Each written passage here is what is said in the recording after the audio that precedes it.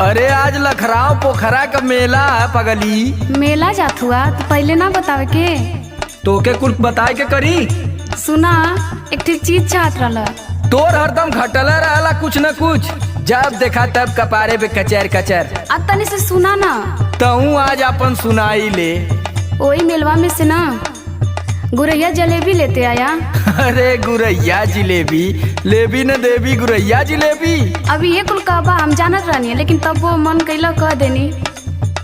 सुना सुनावा।